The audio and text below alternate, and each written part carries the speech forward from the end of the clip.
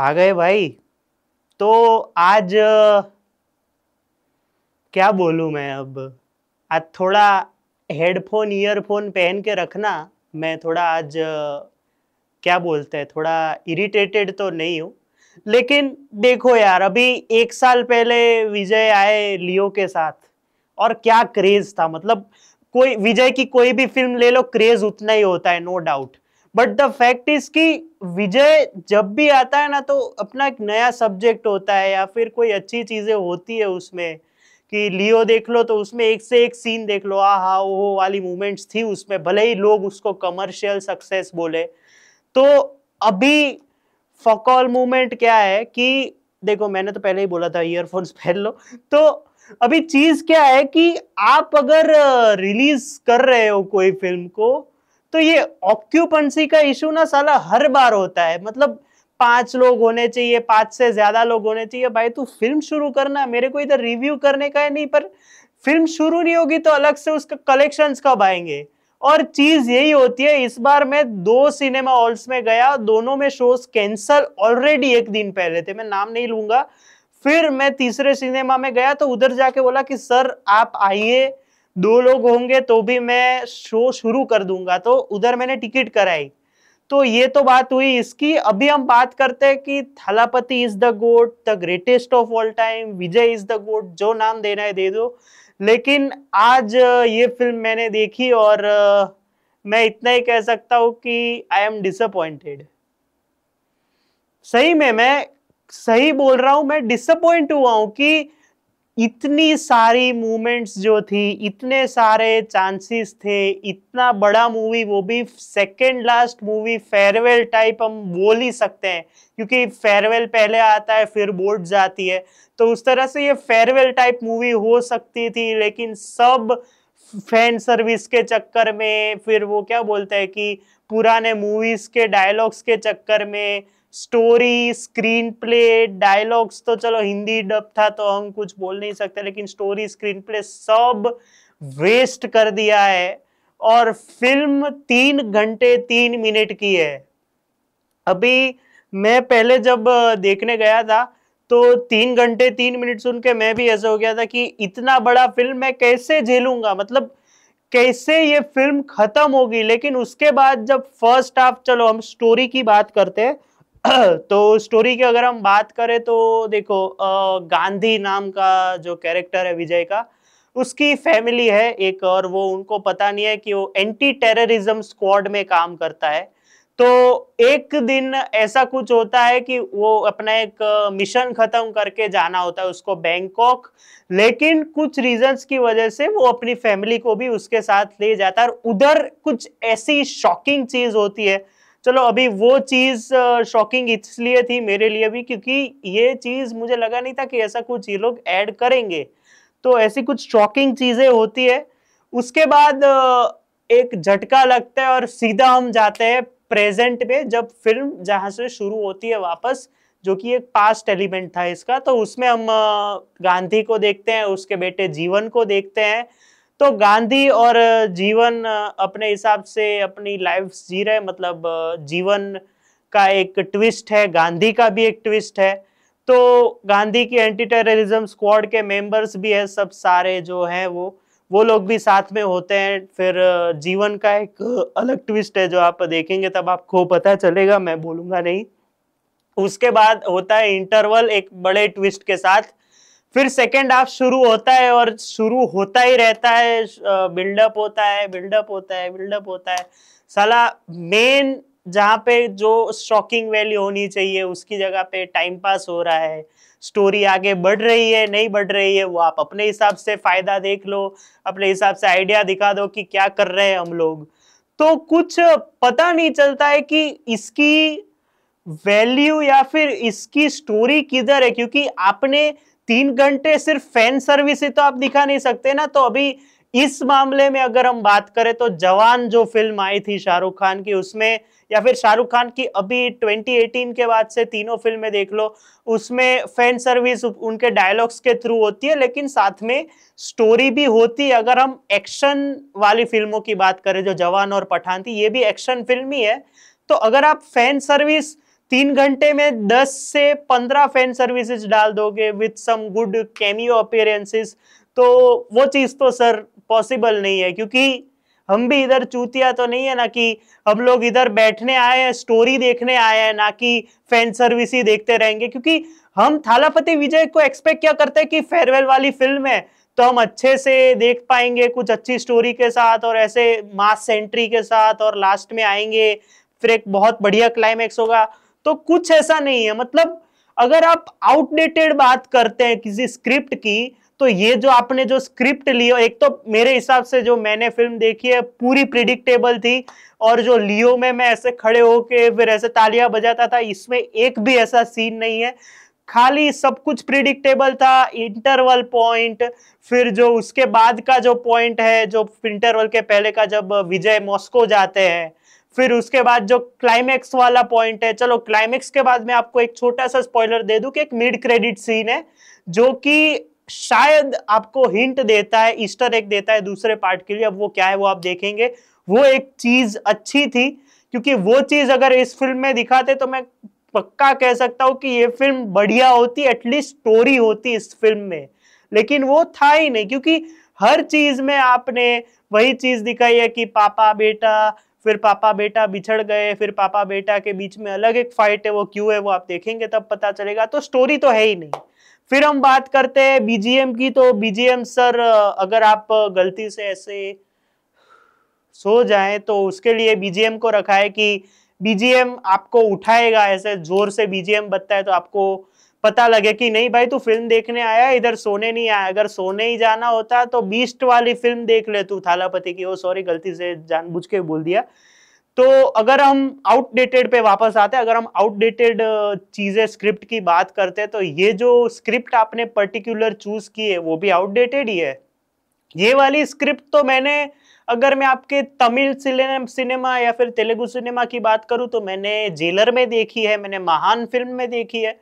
ये स्क्रिप्ट तो जेलर में भी थी, लेकिन उसको जिस तरह से प्रेजेंट किया गया था ना रजनी सर को या फिर उसके बेटे को, जिस तरह से प्रेजेंट किया गया था, जिस तरह की मासी मूवमेंट्स थी, इसमें वो नहीं है। इसमें मासा भी नहीं है, ऐसा मैं बोल सकता हूं। क्योंकि कुछ बोलने लायक ही नहीं छोड़ा है इन्होंने। कि अगर मैं कुछ गुड की बात करूं तो त्रिशा कृष्णन का कैमियो एक सॉन्ग में, फिर वो विजय और उसके बेटे को जो एआई जनरेटेड डीएजिंग लुक दिया गया है वो अच्छा था।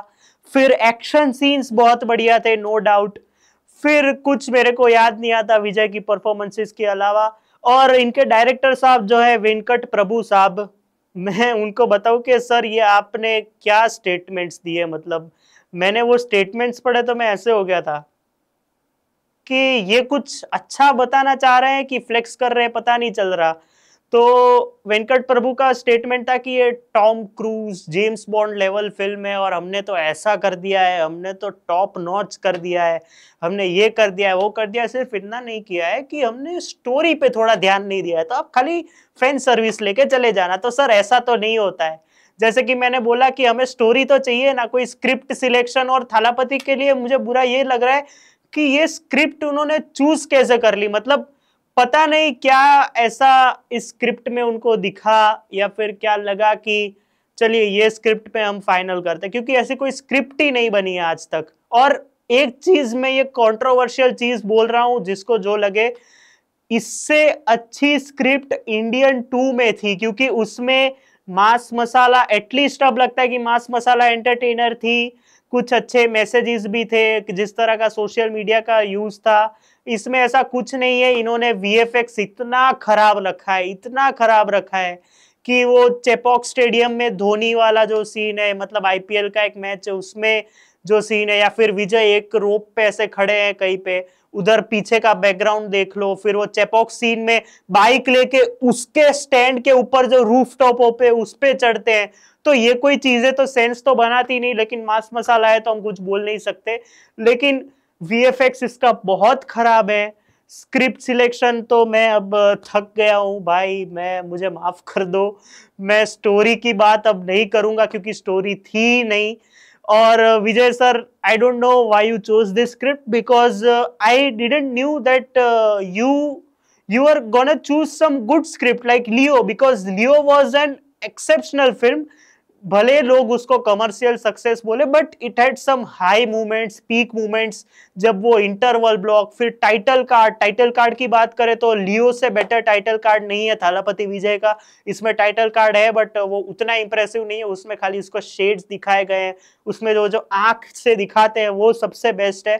That is why sir Lokesh Kanagaraj और वेंकट प्रभु सर, आपकी एक मैंने चीज देखी, आपने रिव्यू से पहले मतलब आज के दिन बोला था कि आपको ग्रेटेस्ट ऑफ ऑल टाइम देखने से पहले कोई फिल्म देखनी नहीं पड़ेगी, तो आप ये इनडायरेक्टली टॉन्ट दे रहे थे लोकेश कनगराज को, तो आई डोंट थिंक सो, क्योंकि at least he works on his stories. मैंने उनकी दूसरी फिल्म नहीं देखी, आई एम सॉरी अगर मैं ज्यादा बोल रहा हूं तो, क्योंकि एक होती है एग्जीक्यूशन स्टोरी पे, कि अगर आप एक फर्स्ट हाफ इसका अच्छा है क्योंकि वो कब निकल जाता है पता नहीं चलता, और सेकंड हाफ इसका ऐसा है कि वो कब निकले तब पता चले, क्योंकि मैं थक गया हूँ आज, इतना इरिटेट हो गया हूँ ना भाई। एक तो थालापति विजय के लिए मैं मतलब फैन हूँ, इसलिए मैंने धक्के खाए सारे थिएटर्स में, लेकिन कोई चीज ही नहीं है बोलने लायक। चलो अब नेगेटिव पॉइंट्स की बात करते हैं। एक चेपॉक स्टेडियम का सीन है जहां पे एक विलन है जो थालापति विजय के सामने खड़ा है, वो बॉम्ब डेटोनेट करता है, गोलियां मारता है, लेकिन चेपॉक स्टेडियम में घंटा किसी को फर्क पड़ रहा है या फिर कोई ऐसे पीछे देख रहा है कि वहां पे क्या चल रहा है? ऐसा कौन सा सेंस है भाई? मतलब आप अगर ऐसा कुछ दिखाना चाहते हो तो चेपॉक स्टेडियम वाले घबराएंगे तो सही ना, कि उनको तभी तो धोनी की भी एंट्री नहीं हुई थी तो इतना लाउड पॉप हो, क्योंकि जब धोनी की एंट्री, मैं क्रिकेट फैन के तरीके से बोलता हूँ, धोनी की एंट्री होती है उससे पहले लाउड पॉप आता है।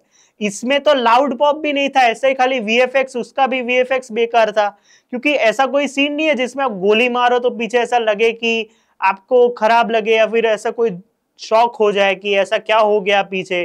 फिर दूसरा सीन है जो प्रभु देवा के रिलेटेड एक ट्विस्ट है सेकेंड हाफ में, दैट वाज नॉट नीडेड, क्योंकि अगर आप पहले से वही चीजें दिखा रहे हो तो हम वहां पे कन्विक्टेड हो गए थे या फिर हम लोग समझ गए थे कि प्रभु देवा इज अ गुड गाय, वो अच्छा ही है, लेकिन उसके रिलेटेड एक नेगेटिव ट्विस्ट दिखाना that was not necessary. Plus Yogi Babu जो कि इतने बड़े कॉमेडी एक्टर हैं उधर साउथ के, ही इज ऑल्सो वेस्टेड। उनके 2 सीन्स होंगे मिला के, आई थिंक शायद सेकेंड हाफ में ही उनका काम है, फर्स्ट हाफ में तो वो है ही नहीं, है ही नहीं। तो ये सारे नेगेटिव पॉइंट्स थे। पॉजिटिव पॉइंट्स में I can only say that Thalapathy Vijay as an actor इतना अच्छे से वो सेकंड जो उनका डबल रोल है जो फिल्म में, उनका जो सेकंड रोल है जो सन है जीवन, वो क्या बढ़िया तरीके से उन्होंने काम किया, मतलब खा गए अपने पापा को जो गांधी बने हैं वो। तो बहुत बढ़िया काम है विजय का, हर बार इंप्रेस करते हैं, इस बार बहुत बढ़िया काम है। एक्टिंग वाइज सबकी एक्टिंग अच्छी थी ऐसा मैं कह सकता हूँ, एक्सेप्ट थालापति विजय जो एक्सेप्शनल है, एकदम एनहेंस कर दिया उनको अच्छे हिसाब से, वेंकट प्रभु ने उस हिसाब से बढ़िया किया है। बाकी एक मिड क्रेडिट सीन है, वैसे तो कोई ज़रूरत नहीं थी, लेकिन वो मिड क्रेडिट सीन की जो स्टोरी थी अगर वो इस फिल्म में आती तो अच्छा रहता, लेकिन खैर कोई बात नहीं। अभी ये फिल्म थालापति विजय के फैंस को तो अच्छी लगेगी ही, क्योंकि मास सिनेमा है तो मास सिनेमा में कोई स्टोरी नहीं देखता, लेकिन एज अ रिव्यूअर मैं मानता हूँ कि जवान में भी जो स्टोरी थी यूनिक थी, अच्छी थी, इसमें यूनिक हो सकती थी, लेकिन इन्होंने सारी फैन सर्विस में ही सारे पैसे डाल दिए ऐसा लगता है, और वीएफएक्स तो इसका बहुत खराब है। फिर एक अच्छी चीज है कि हिंदी डब में संकेत मात्रे वापस आए हैं विजय के रूप में, तो उनका आवाज सुनने में अच्छा लगता है, जो लियो में हो जाता तो अच्छा होता, लेकिन no complaints, but the only complaints are that Thalapathy is the GOAT is a disappointing movie to superstar's farewell, क्योंकि वो ऐसा फेयरवेल डिजर्व ही नहीं करते जिसमें स्टोरी ना हो, स्क्रीन प्ले वीक हो, और जिस तरह से कंफ्यूज लग रहे थे फर्स्ट हाफ में जो उसके बेटे के रिलेटेड ट्विस्ट था। और उनका जो बेटे का एक नेगेटिव पॉइंट है कि बेटे का रोल जो है वो जिसने भी किया है उसका एआई जनरेटेड जो इतना पार्ट है, इतना जब वो ऐसे घूमता है तब वो दूसरा फेस आ जाता है, और बेटे का रोल ऐसा है कि फर्स्ट हाफ में जो उनका जो ट्विस्ट है, इलैया थालापति जो नाम उनको दिया गया है, तो उनका ट्विस्ट ऐसा है कि जरूरत नहीं थी, बट कहीं कहीं पे प्रेडिक्टेबल भी था। तो खैर छोड़ो, अब हम क्या बात करें अब।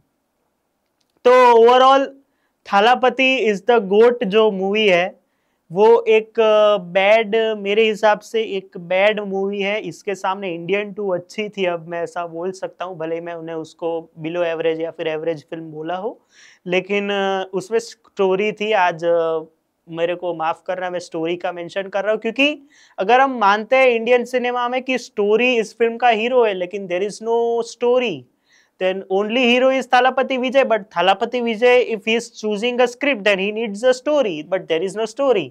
तो एक डिसअपॉइंटिंग फिल्म है। अगर आपने ये फिल्म देखी है तो आपको कैसी लगी तो आप ये बताइएगा, क्योंकि मैं सही बोलूँ तो भाई मैं चूतिया बन गया भाई, मैं सही बोलूँ। मैं स्टोरी के हिसाब से फिल्म देखते देखते मैं भूल गया कि मैं मूव ही नहीं कर पा रहा हूँ। मैं इतना ड्रैग कर रहे हैं फिल्म को, इतना क्या कर रहे हैं पता नहीं क्यों, इतना कोई सेंस नहीं बनाता। बस खैर छोड़ो, अब वीडियो को लाइक कर देना, शेयर कर देना, सब्सक्राइब कर देना इस चैनल को, और मिलते हैं अगले वीडियो में। और रिव्यू पसंद आया हो तो कमेंट में आपको गाली लिखनी हो as a Thalapathy fan, I don't mind it, but लिखना जो भी आपको ये रिव्यू के बारे में लिखना हो, क्योंकि मैंने नो स्पॉइलर किया इसलिए मैं बार बार स्टोरी या फिर ऐसा बोल रहा था। तो मिलते हैं अगले वीडियो में, तब तक के लिए बाय।